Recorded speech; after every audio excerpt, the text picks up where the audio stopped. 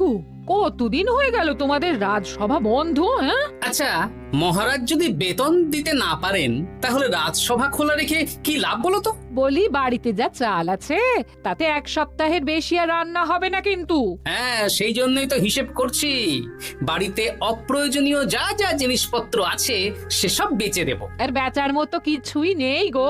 দেখো, তুমি সব সময় আমার পরেই খাও, তাই আমাদের একটা করে থালা বাটি বেচে দিলে তো কোনো সমস্যা নেই গিন্নি। এই তোমার মাথা না কাজ করছে না। যাও বাইরে ঘুরে এসো, পারলে বাজার থেকে ধার করে হলেও একটু চাল নিয়ে এসো। দেখি যদি কোনো সহৃদয় ব্যক্তি চাল দেয়। না গোপাল দাদা, বাজারের অবস্থা খুব খারাপ, আর আমি ধারে বিক্রি করছি না। আহা, আরে আমি কোনোদিন তোমার একানাও বাকি রেখেছি বলো? আমি বুঝতে পারছি গোপাল দাদা, কিন্তু আমিও নিরুপায়। গত মাসের বেতন এখনো পাইনি। মহারাজ অনির্দিষ্ট কালের জন্য রাজসভা বন্ধ রেখেছেন। বিশ্বাস করো, বেতন পেলেই তোমার ধার আমি মিটিয়ে দেবো। এই সপ্তাহ খানেক আগে একই কথা বলে সেনাপতি ধারে 25 কেজি চাল নিয়ে গেছেন। এখন ওনার কোনোই পাত্তা নেই। কি যে করি, কাছের বন্ধু বলতে বিজ্ঞানী আর সভাকবি। দেখি ওদের বাড়িতে একবার ঢুঁ মেরে।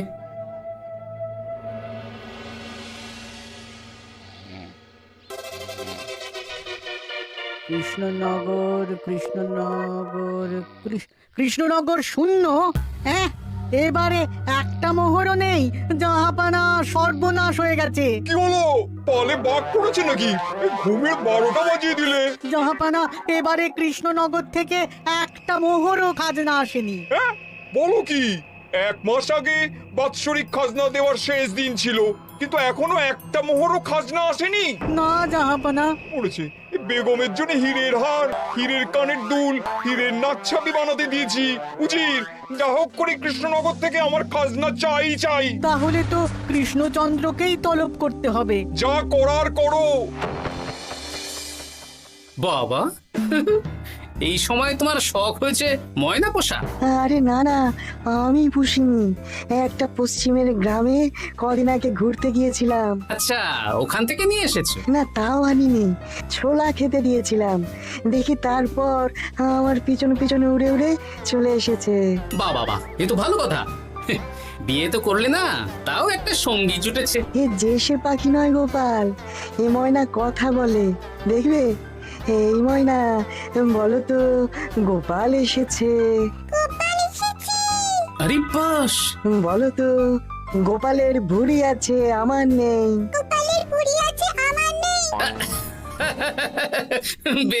বেশ। এ ভোরবেলা আমার কাছে আসে, সারাদিন আমার কাছে থাকে, আবার সন্ধে হলেই নিজের বাসায় নিজেই ফিরে যায়। বুদ্ধিমান পাখি। ওই গ্রামে শাখে শাখে ঝাঁকে ময়না। বেশ, বুঝলাম। তা বিজ্ঞানী, তোমার কাছে আমি আসলে একটা দরকারে এসেছি। বলো কি দরকার? আসলে ওই টানাটানির সংসার চলছে, বুঝলে। বাড়িতে চাল বাড়ন্ত, কদিন পরে হাঁড়ি চড়বে না। তুমি কিছু পয়সা ধার দিতে পারবে? আরে এমন করে বলছো কেন? আমার তো সংসার নেই, এত খরচও নেই। তুমি বাড়ি যাও, আমি 2 বস্তা চাল পাঠিয়ে দেব। ধন্যবাদ বিজ্ঞানী, তোমার মতো বন্ধু পাওয়া মুশকিল। বন্ধুত্বে এইসব ধন্যবাদ দেওয়ার দরকার নেই, একে অপরের পাশে থাকলেই হলো।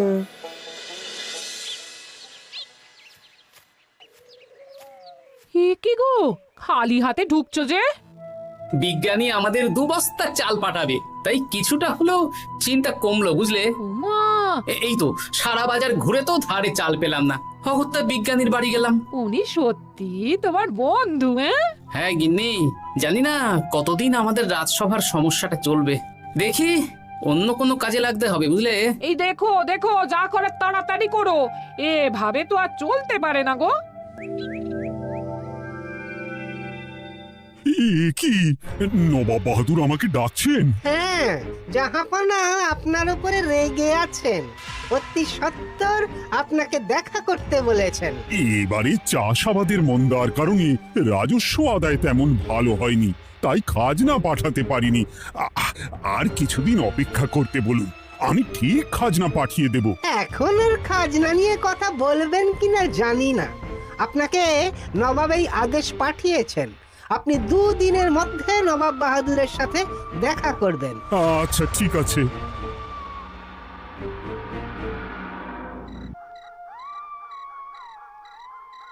মহারাজ, এই বিপদের সময়ে আপনাকে একমাত্র একজনই সাহায্য করতে পারে, আর সে হলো গোপাল। আমি কোন মুখে গোপালকে ডাকবো বলো তো রানী? দীর্ঘদিন ওদের বেতন দিতে পারছি না। গোপাল এরকম স্বার্থপর মানুষই নয় যে নিজের কাজের সময় কাজী আর কাজ পুরোলে বাজি হয়ে যাবে। আপনি একবার বলেই দেখুন না। বেশ, তাহলে আগামীকাল সকালেই গোপালকে ডেকে পাঠাচ্ছি।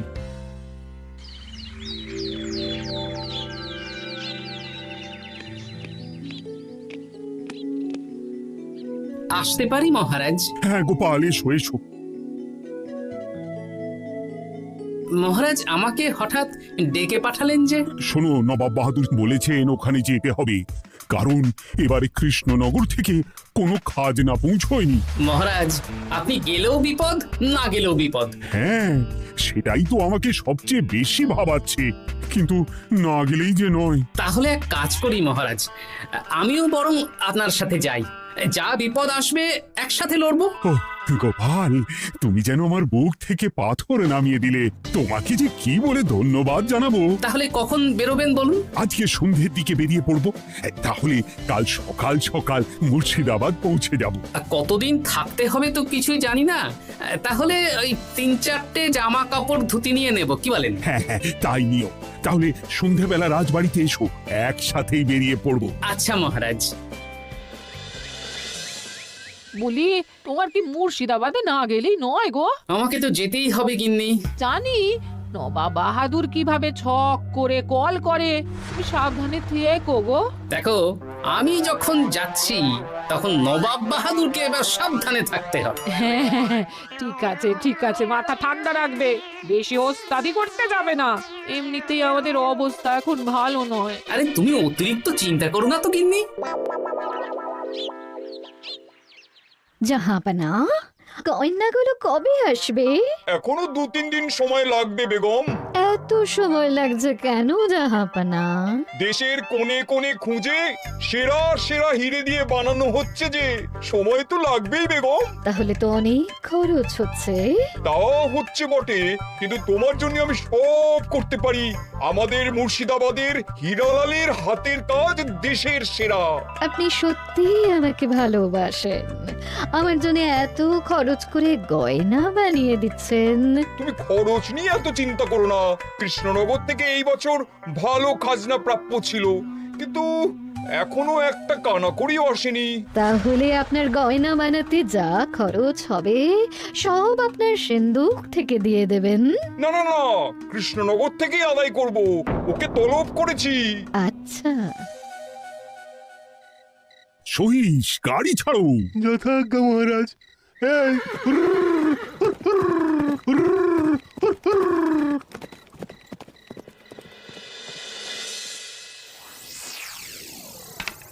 এত রাতে আবার কে এলো রে বাবা? খুলছি খুলছি।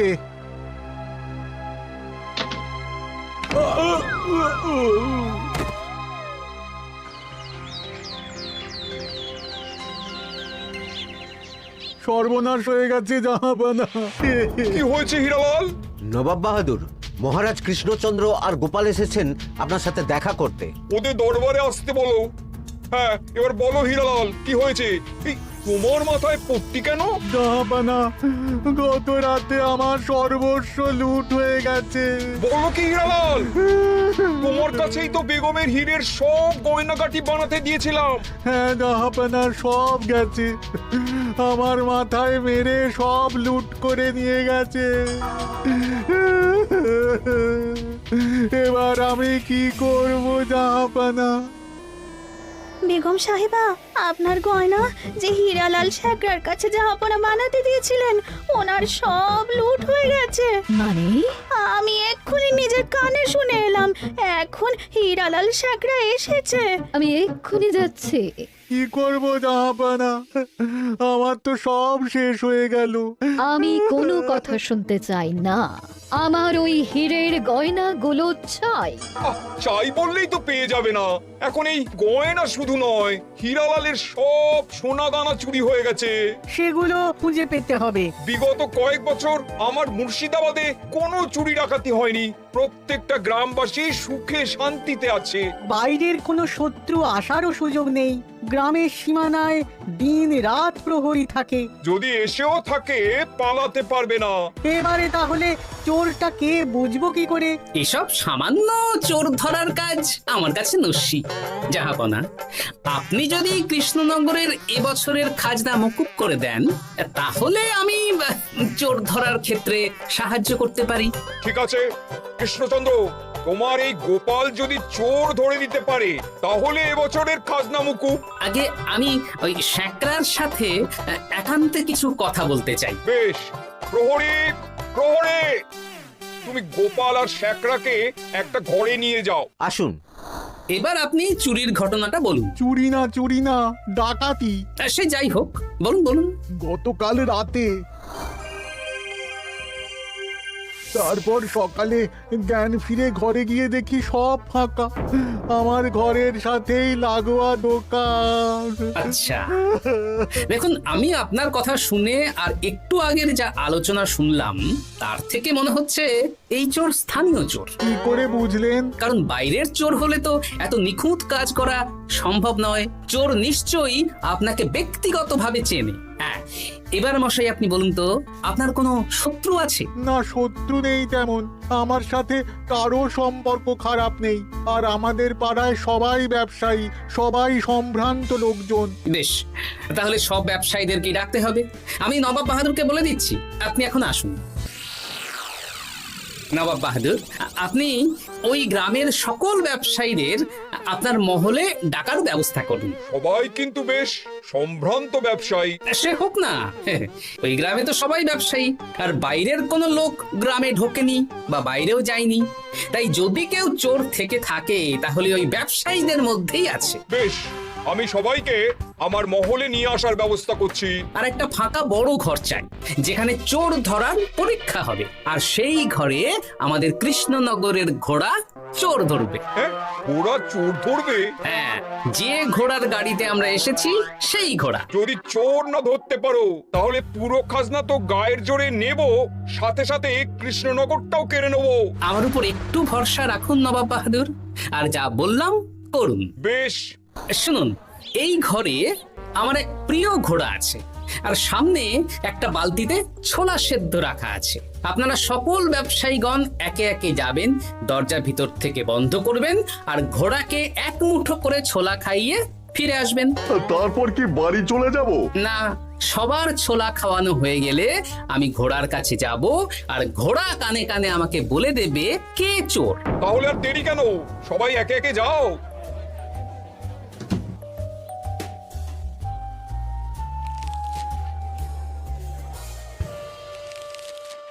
কি করি যদি ঘোড়া সত্যি সত্যি বুঝে যায়? ছোলা খাওয়াবোই না।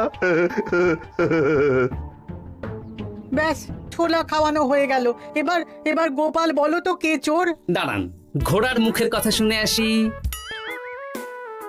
আমি বলে দিচ্ছি জাহাপানা, গোপাল এসব মশকরা করছে, সব মশকরা। ঘোড়া বলে দিয়েছে কে চোর। বলো গোপাল, কে চোর? তার আগে সকল ব্যবসায়ীর হাত দেখে আমি পরীক্ষা করতে চাই। সে দেখো, কিন্তু বলো কে চোর? দেখি দেখি, না, দেখি আপনারটা। না, আপনিও না। না, আপনিও না। একি মশাই, চুরিটা তো আপনিই করেছেন, আপনিই চোর। কি উল্টো পাল্টা কথা বলছেন? আমি চুরি করিনি। হ্যাঁ, আপনিই চুরি করেছেন, তাই ভয়ে ঘোড়াকে ছোলা খাওয়াননি। কারণ আমি ছোলার মধ্যে রান্নার হলুদ গুঁড়ো মিশিয়ে রেখেছিলাম, তাই যারা যারা ঘোড়াকে ছোলা খাইয়েছেন সবার হাতেই হলুদ রং লেগে আছে। শুধু ওর হাতে নেই। ভাই, শেষে তুই? তোর মনে মনে এত হিংসা? ভাই মানে? আরে ও তো আমার খুড়তো ভাই পান্নালাল, ওরও সোনা গয়নার ব্যবসা। ব্যাস, এবার তাহলে বলেই দিন পুরো ব্যাপারটা, কারণ এখান থেকে পালানোর কোনো পথ নেই। ভুল হয়ে গেছে জাহাপনা, আমার দাদা আমার থেকে অনেক বেশি রোজগার করত, তাই আমার মনে মনে হিংসে ছিল। তারপর বেগম সাহেব আর হীরের গয়না বানানোর এত বড় বায়না পেল, হিংসা আরো বেড়ে গেল। আর তুই চুরি করলি? চুরির সব জিনিস কোথায় আছে? আমার বাড়িতেই আছে জাহাপনা। সাব্বাস গোপাল, সাব্বাস! তোমার কি বুদ্ধি! তাহলে জাহাপানা, কথা মতন আমাদের এই বছর তাহলে খাজনা দিতে হচ্ছে না। না, কথা যখন দিয়েছি তখন আমি তো আর কথার খেলাপ করতে পারি না। আচ্ছা গোপাল, তোমার তো এত বুদ্ধি, আমার একটা শখ পূরণ করতে পারবে? কি শখ বলুন নবাব বাহাদুর। আমার অনেক দিনের ইচ্ছে একটা হাওয়া মহল বানাবো, কিন্তু ঘরামি রাজমিস্ত্রি কেউই বানাতে পারবে না বলছে। তুমি কি বানিয়ে দিতে পারবে? আগে পারবো জাহাপনা, কিন্তু তার বদলে আমি কি পাবো?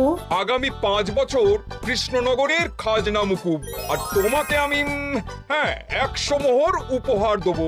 বেশ, তাহলে আপনি আমাকে দিন 7 সময় দিন, আর 7 দিন পরে আমার বাড়ির সামনে চলে আসুন। হাওয়া মহল বানিয়ে রাখবো, আপনি নিয়ে যাবেন। বেশ, তাহলে 7 দিন পরে কৃষ্ণনগরে দেখা হচ্ছে। যদি না বানাতে পারো তাহলে কিন্তু আগামী 5 বছর কৃষ্ণনগরকে দ্বিগুণ খাজনা দিতে হবে, এই আমি বলে দিলাম। বেশ, রাজি?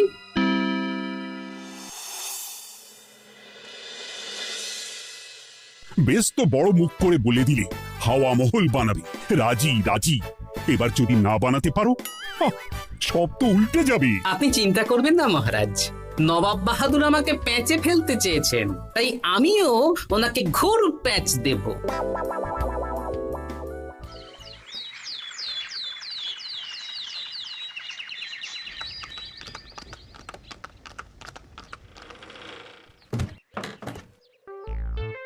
কি গোপাল, আরে কোথায় আমার হাওয়া মহল? 7 দিন হয়ে গেছে তো, তাই মহল দেখতে চলে এলাম। কাজ একদম শেষ পর্যায়ে, চলুন পশ্চিমের মাঠে চলুন। গিনি, তুমি মহারাজকে খবর দাও আর বলো পশ্চিমের মাঠে চলে আসতে। আরে তাড়াতাড়ি কর, তাড়াতাড়ি কর। ওই দেখুন, আপনার হাওয়া মহল তৈরি হয়ে গেছে। কই? উপরে দেখুন। ওরে, নবাবের হাওয়া মহল বলে কথা, ইট কথা হয়ে গেছে। এবার রং কর, রং কর। হাওয়া মহল রং করছি তো, এত তাড়া দিস না। আরে তাড়াতাড়ি কর, তাড়াতাড়ি কর। আরে এসব আবার কি? ময়না পাখি হাওয়া মহল তৈরি করছে? হ্যাঁ, হাওয়া মহল তো, তাই হাওয়াতেই তৈরি হচ্ছে। হাওয়া তো আর চোখে দেখা যায় না, আমি তৈরি করিয়ে দিয়েছি। এবার জাহাপানা, আপনি নিয়ে যান। হয়ে গেল, এবারেও গোপাল দাও মেরে দিল। মানে আমি কি করে? সে তো জানি না জাহাপনা, আপনি বলেছিলেন হাওয়া মহল বানিয়ে দিতে হবে, আর আমি আপনার আবদার পূরণ করেছি। এখন আগামী 5 বছর আমরা খাজনা মুক্ত। সাবাস গোপাল। ওরে, রংটা ভালো করে কর, ভালো করে কর। নবাবের হাওয়া মহল। গোপাল, তুমি সত্যিই বুদ্ধিমান, তোমার বুদ্ধির জবাব নেই। শোনো, আগামী 5 বছর কৃষ্ণনগরে খাজনা মুকুব, আর এই নাও তোমার 100 মোহর উপহার। এবার বলো, তুমি এই অসম্ভবকে সম্ভব করলে কি করে? আমি বুঝতেই পেরেছিলাম, আপনার মুর্শিদাবাদের চোর ধরার পরে আপনি আমাকে যখন হাওয়া মহল বানাতে বললেন, তখন নিশ্চয়ই কোনো উদ্দেশ্য আছে। কারণ আপনি তো মন থেকে চাননি যে খাজনা না দিয়ে আমরা মুক্তি পাই। তাই গোপাল এই চালটা চাললো। যদিও আমি গোপালকে একটু সাহায্য করেছি। কিরকম সাহায্য? কদিন আগে আমি বিজ্ঞানীর ঘরে গিয়ে দেখি একটা ময়না হুবহু মানুষের মতন কথা বলছে, আর বিজ্ঞানী বলল এরকম অনেক ময়না পাখি আছে। ব্যাস, এই 1 সপ্তাহ ধরে আমি ময়নাগুলোকে বিভিন্ন বুলি শেখালাম, আর ওরা সেগুলোই বলে চলেছে। নয়, হ্যাঁ। ওরে, রংটা ভালো করে কর, ভালো করে কর। নবাবের হাওয়া মহল। মহারাজ, 100 মোহর আপনি রাখুন। আমাদের সব সভাসদদের এই মোহর থেকেই আপাতত বেতন দিয়ে রাজসভা শুরু করুন। ধন্যবাদ গোপাল, তোমাকে আমার সভাসদ পেয়ে আমরা সবাই ধন্য। আর বিজ্ঞানীকেও